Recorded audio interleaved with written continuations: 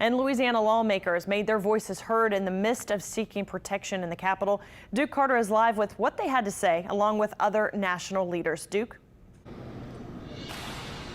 Hey, good morning, Leslie. Well, many of those political leaders have said violence is not the answer, and many of them have condemned the acts that happened at the Capitol. And while Louisiana political leaders are speaking out about what happened, former President Barack Obama spoke out as well. He said, quote, in a statement, "History will remember the violence at the Capitol incited by a sitting president who has continued to baselessly lie about the outcome of a lawful election as a moment of great dishonor and shame for our nation. But we'd be kidding ourselves if we treated this as a total surprise." End quote. Again, that is from former President Barack Obama. Now, Louisiana leaders are speaking out as well. Our team spoke with House Minority Whip Steve Scalise about the incident over the phone. Take a listen to what Louisiana leaders had to say.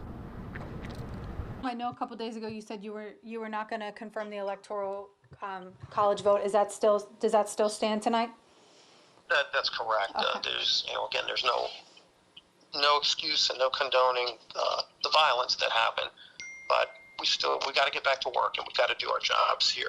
This is wrong. It is absolutely wrong. It is un-American. Period. They should stop. Period.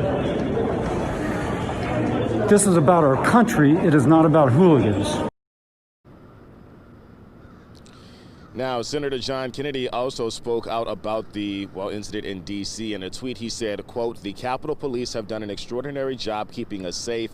I'm thankful for their heroism. I condemn the violent assault on the democratic process and will not be intimidated by a mob that confuses chaos and destruction with strength and wisdom. I'll continue to work for Louisiana."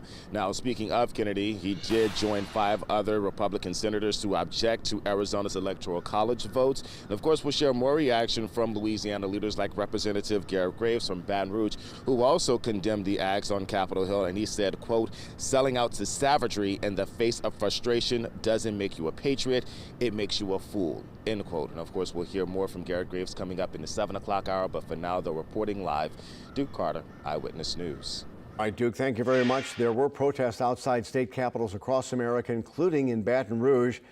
There was a pro-Trump rally outside the state capitol building yesterday. These are pictures from the event in Baton Rouge yesterday. Later today, the Louisiana Democratic Party leadership will call on members of the state's delegation to condemn the violence and the destruction at the U.S. Capitol building.